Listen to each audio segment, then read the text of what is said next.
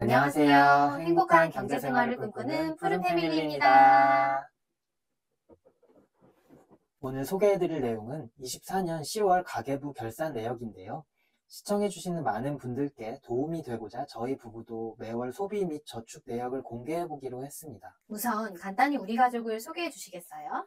저희는 30대 동갑내기 부부이고 결혼 28개월 맞벌이입니다. 자녀는 없고 서울 주택에 거주하고 있습니다. 전세 1.3억에 대출 7천만 원에 본인 부담금 6천만 원이에요.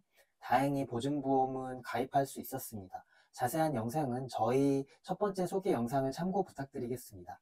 저희 부부는 항상 미래에 어떤 위기가 올지 모르기에 일상생활비를 최소화하는 데 초점을 맞추고 있습니다. 그래서 이런 영상들을 통해서 저희 자신을 되돌아보면서 시청자분들과 소통의 기록을 공유하고 싶어서 작성하게 되었습니다. 그렇다면 저희 가족의 가계부는 어떤 항목들로 나뉘어져 있을까요? 네, 소비 내역을 소개드리기 전에 분류 항목들을 먼저 설명드리려고 합니다. 저희는 가계부를 크게 4가지 항목으로 분류하여 구분하고 있습니다. 정기지출과 변동지출, 비정기지출, 그리고 정기저축 항목인데요. 첫 번째로 정기지출 항목입니다. 매월 정기적으로 지출되는 금액이 이곳에 분류되어 있습니다.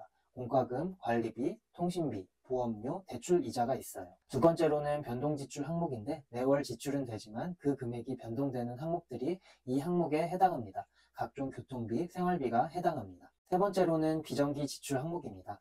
비정기 지출 항목은 매월 필수적으로 지출되지는 않으나 지출이 이루어지는 항목으로 경조사나 자기개발, 부부간의 여행 데이트, 그리고 건강 항목이 있습니다. 마지막으로 정기저축 항목입니다. 정기저축 항목은 단기에 인출 불가한 적금, 연금, 청약통장 등이 납입되는 금액으로 매월 일정하게 저축되는 금액이 이곳에 위치하게 됩니다. 그러면 이렇게 세부 항목에 기록되고 남은 금액은 어떻게 사용되나요? 네, 남은 금액은 CMA에 일치해 두거나 저희가 가지고 있는 대출금은 상환하는 데 사용되고요.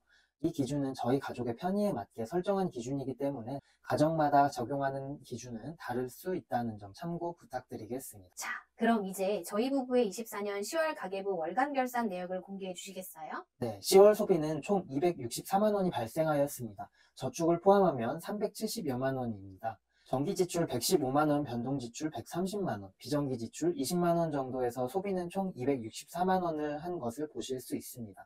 추가로 정기저축은 월 100만 원 정도를 달성하고 있습니다. 264만 원이요? 그중 정기 지출은 얼마가 되는 거죠? 첫 번째로 115만 원의 지출을 일으킨 정기지출 항목 먼저 말씀드리려고 합니다. 정기지출 항목은 먼저 대출이자 55만 원, 보험 43만 원이 주요했습니다. 저희 부부는 이 항목에서 가족회의를 통해 지출 감소 방법을 의논해 보았습니다.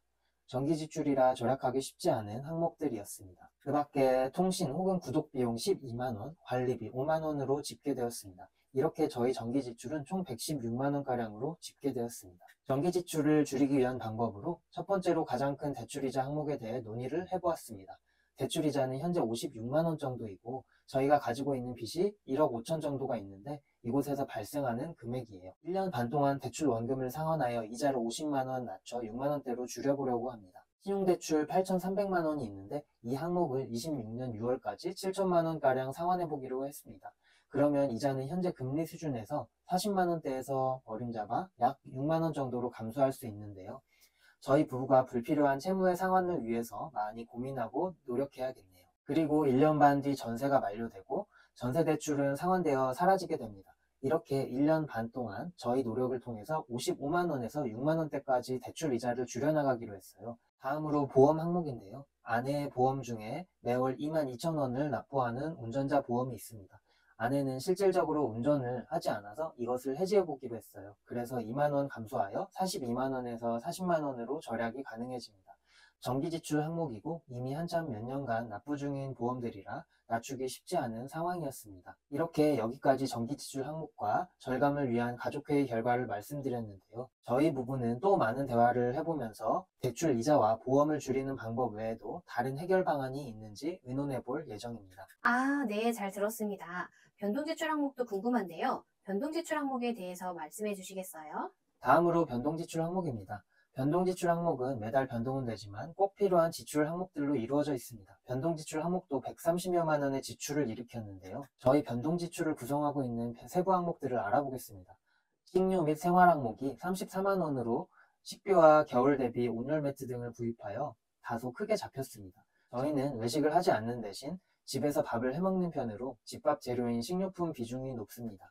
대신 외식은 길거리에서 분식과 빵 사먹는 것만 해서 6,000원으로 마무리할 수 있었습니다. 그 외에 부부의 출퇴근을 위해 차량 유지비 19만원, 대중교통 14만원 해서 33만원 정도의 지출이 있었던 점이 주요했습니다. 그래서 이 지출 항목들에 대해 의논했습니다. 그 밖에 전체 변동지출 항목은 회사 점심이나 카페를 간 비용인 기타 외부활동 7만원과 헤어샵 방문에 품위 유지비 2만원 정도가 발생해서 총 129만인 것을 확인할 수 있었습니다. 변동지출 부문에서 절약 가능 항목은 우선 출퇴근 교통비로 소비되는 차량 운영비 항목이 있었습니다. 이번 달 19만원 정도가 지출되었는데 11만원 정도까지 절약하여 월 8만원 지출이 목표입니다. 첫 번째는 하이브리드 차량으로 교체하는 장기 프로젝트인데요. 출퇴근과 교회 드라이브 데이트를 위해 26년 가을에 하이브리드 차량으로 구입할 예정입니다. 주유비를 현재 15만원 정도에서 10만원 감소한 5만원으로 절약할 수 있을 것 같습니다. 차량은 소비재이므로 매월 이자가 발생하는 할부보다는 추후 돈을 모아서 일시불로 구입하려고 합니다. 다음으론 고속도로 통행료 절감 항목입니다. 아침에는 바빠서 고속도로를 타고 출근하지만 퇴근할 때는 무료 도로를 이용해서 고속도로 통행료를 절약해 보려고 합니다. 고속도로 통행료 월 1만원 정도를 절약할 수 있을 것 같아요. 이렇게 변동지출을 알아보았는데요. 생각보다 줄일 수 있는 항목이 많지 않아서 가족회의 내내 아쉬웠습니다. 네, 조금 아쉬웠지만 다음에는 더 좋은 결과로 찾아뵐 수 있었으면 좋겠네요. 그러면 이제 비정기 지출 항목과 나머지 정기 저축 항목을 알아볼까요?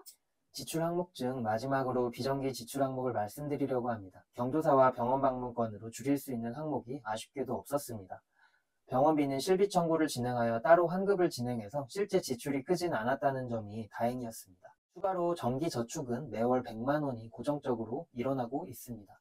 아내와 제가 정기 적금을 80만 원 정도 저축하고 있고요. 그 외 부부 각각 주택 청약을 가입하고 있어서 합산 12만 원, 연금 저축, 고정 납입 11만 원 정도로 저축하고 있습니다. 저희 가족의 10월 가계부를 공개해 보았는데요. 2인 가구 치고는 다소 많은 지출이라 늘 아쉬움이 남습니다. 더 절약할 수 있도록 가족회의를 거듭하여 아이디어를 내볼 예정입니다. 부족한 영상 시청해주셔서 감사합니다. 다음 영상에서는 10월에 이은 24년 11월 가계부 결산 내역을 이어서 공개할 예정이에요. 다음에 다음에 만나요. 만나요.